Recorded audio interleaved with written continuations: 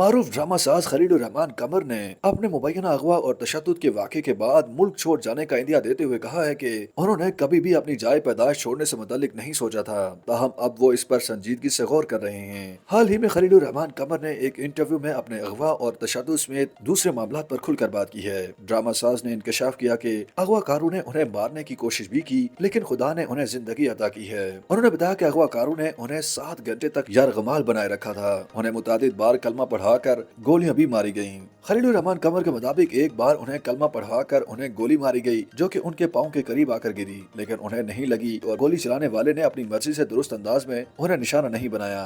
Drama साज का कहना था कि मुल्क में बढ़ती हुई महंगाई और मायूसी में पढ़ने लिखने के बावजूद वो लोग पिस रहे हैं। ऐसे हालात में उनके पास सिर्फ 2 ही चॉइसेस, अपनी या किसी और की चमड़ी बेचने की रह गई है। उनके मुताबिक उन्हें खुशी है कि लोगों ने अपनी नहीं बल्कि उनकी चमड़ी बेचकर पैसे कमा लिए और उनकी चमड़ी बेचने वालों में बहुत सारी बच्चियां भी हैं। उन्होंने कहा कि वो नहीं चाहते कि जरूरत के हाथों मजबूर होकर कोई बच्ची फरोख्त हो जाए। वो इस बात पर खुश है कि उन्हें बेचकर लोग पैसे कमा रहे हैं। ड्रामा साज ने अपने अगवा और खुद पर होने वाले तशद्दुद पर बात करते हुए कहा कि यहाँ शहादत हुसैन मंटो भी एक था, बुल्ले शाह भी एक ही था, जबकि खलीलुर रहमान कमर भी एक ही है। उनके मुताबिक इस कौम को दूसरा खलीलुर रहमान कमर नहीं मिलने वाला। उन्होंने अपने साथ पेश आए वाक़े पर बात करते हुए कहा कि वो वाक़े के बाद दिल बर्दाश्त हो गए हैं। अब वो सोचते हैं कि उन्हें इस मुल्क में मजीद रहना चाहिए या नहीं। खलीलुर रहमान कमर के मुताबिक उन्हें आज तक कभी इस मिट्टी और जमीन से नफरत नहीं हुई। उन्होंने कभी ऐसा नहीं सोचा। उन्होंने कहा कि वो खुदा से दुआगो हैं कि वो उन्हें हिम्मत अता करें, क्योंकि वो इस मिट्टी के बगैर नहीं रह सकते। अगरचे खलीलुर रहमान कमर ने इंदिया दिया कि वो मुल्क छोड़ने पर सोच रहे हैं, ताहम उन्होंने वाज़ेह नहीं किया कि वो इस मुल्क को छोड़कर किस मुल्क में जाएंगे।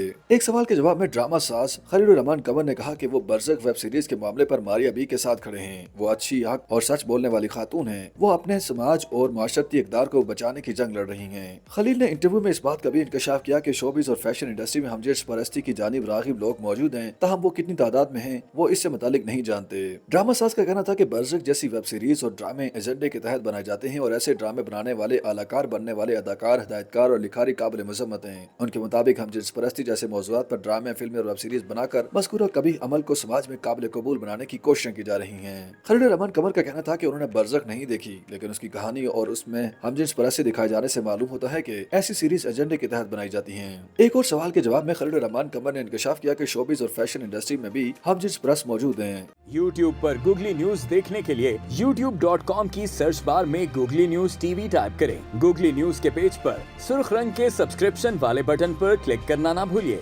YouTube पेज पर अपलोड होने वाली वीडियो से बाखबर रहने के लिए बेल आइकन पर क्लिक कीजिए। आपको हर नई वीडियो के बारे में नोटिफिकेशन मौसूल हो जाएगा।